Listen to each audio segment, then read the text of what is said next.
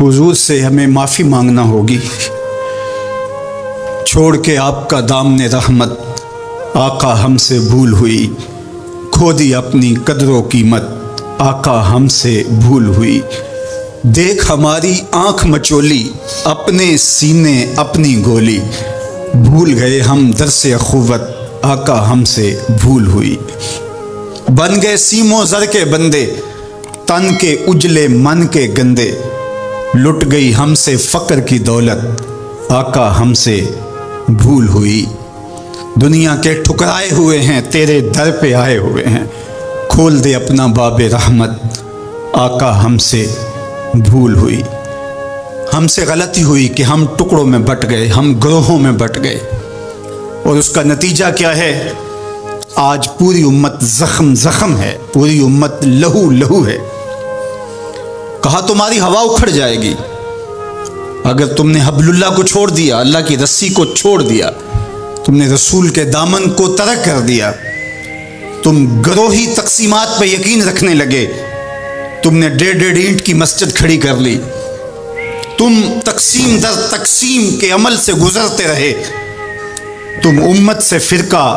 فرقوں سے جماعتیں، جماعتوں سے لابیاں، اور لڑکتے لڑکتے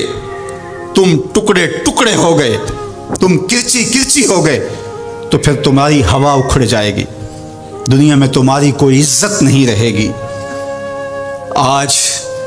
حضور کے قلب اطہر پہ کیا گزرتی ہوگی جب شام کی بچیوں کے منہ پہ تماچے مارے جاتے ہیں، جب بغداد میں حضور کی امت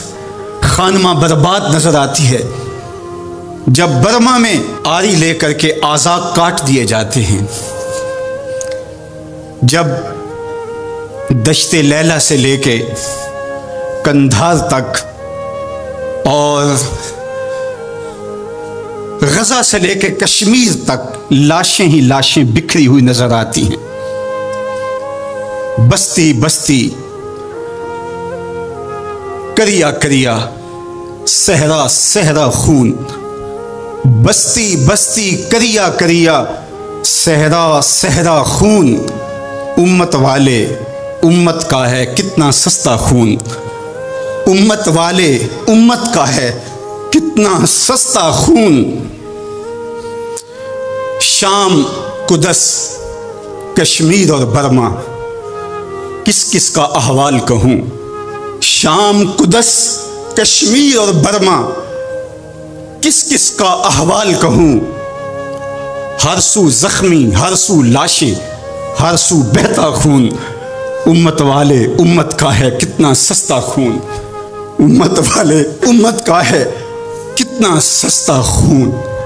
آج امت لہو لہو ہے، اس پوری کائنات میں 1 انچ بھی جگہ ایسی نہیں ہے جہاں آتش و آہن برستا ہو اور وہ کفار کی سرزمین ہو۔ جہاں بھی خون بہتا ہے وہ بستی مسلمانوں کی ہے، جہاں لاشیں گرتے ہیں وہ گھر مسلمانوں کا ہے، جہاں عصمتیں لٹتی ہیں وہ خطہ مسلمانوں کا ہے۔ یہ ہمارے گناہوں کی سزا ہے جو ہم کاٹنے پہ مجبور ہیں، اور جب تک ہم امت نہیں بنتے تب تک رسوائیاں ہمارا مقدر ہوں گی اور ذلت ہمارا مقسوم ہے جب تک ہم ان کے دامن سے نہیں جڑ جاتے۔ قوت عشق سے جب دہر میں اجالا نہیں ہوتا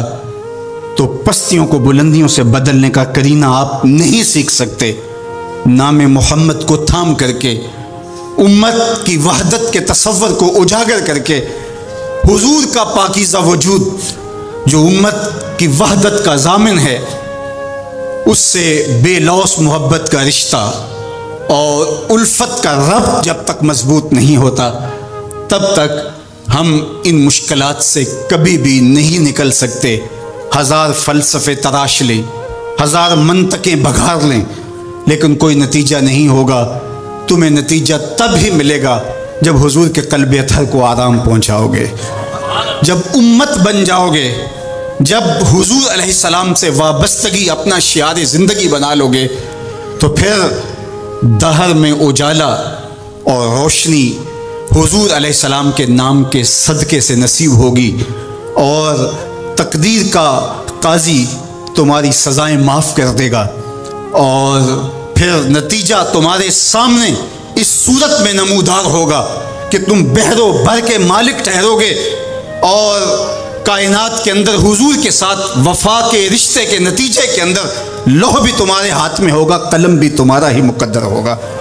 لیکن شرط یہ ہے کہ تم صحیح معنی کے اندر امت بن جاؤ۔ وَأَنْتُمُ الْأَعْلَوْنَ إِن كُنتُم مُؤْمِنِينَ، یہ میرے رب کا وعدہ ہے، اور میرے رب کے وعدے سچے ہوتے ہیں۔ کہا تم ان کے بن کے تو دیکھو، عزت کا تاج میں تمہارے سر پہ رکھوں گا۔ یہ تمہاری غلطیوں کی تمہیں سزا دی جا رہی ہیں، عزتیں تمہارے لیے ہیں، وقار تمہارے لیے ہے، لیکن شرط یہ ہے کہ تم میرے بھی بن جاؤ، میرے رسول کے بھی بن جاؤ، تو پھر عزتیں تمہارا مقدر ہوں گی اور شانیں تمہیں عطا کی جائیں گی، تمہیں عزتوں کی مسندوں پہ بٹھایا جائے گا۔ شکوے کی زبان کھلی تو لہجہ تلخ ہوا، اور اقبال بولا کہ صفائے دہر سے باطل کو مٹایا ہم نے، نوع انسانی کو غلامی سے چھڑایا ہم نے، تیرے کعبے کو جبینوں سے بسایا ہم نے، تیرے قرآن کو سینوں سے لگایا ہم نے، پھر بھی ہم سے گلہ ہے کہ وفادار نہیں، ہم وفادار نہیں، تو بھی تو دلدار نہیں۔ تو آواز آئی صفائے دہر سے باطل کو مٹایا کس نے، نوع انسانی کو غلامی سے چھڑایا کس نے، میرے کعبے کو جبینوں سے بسایا کس نے، میرے قرآن کو سینوں سے لگایا کس نے، تھے تو آبا وہ تمہارے ہی مگر تم کیا ہو، ہاتھ پہ ہاتھ دھرے منتظر فردا ہو، ہر کوئی مست مئے ذوق تن آسانی ہے، تم مسلمان ہو یہ انداز مسلمانی ہے، حیدری فقر ہے نئے دولت عثمانی ہے، تم کو اسلاف سے کیا نسبت روحانی ہے، وہ معزز تھے زمانے میں مسلمان ہو کر، تم خار ہوئے تارک قرآن ہو کر۔ جب تم میرے تھے تو خالد بن ولید کے پاس زہر کی شیشی لے کے پادری آتا ہے، تو حضرت خالد بن ولید پکڑ کے خود اس کو پی جاتے ہیں، اور وہ منتظر ہوتا ہے کہ تھوڑی دیر کے بعد یہ گریں گے اور موت واقع ہوگی، لیکن معمولی پسینے کے بعد حضرت خالد بن ولید کھڑے ہو کے کہتے ہیں میرے رب نے موت نہ لکھی ہو تو موت نہیں آ سکتی، آؤ رب کا ڈر سینے میں پال لو، زمانہ تم سے ڈرنا سیکھ لے گا، ان کے ہو جاؤ زمانہ تمہارا ہو جائے۔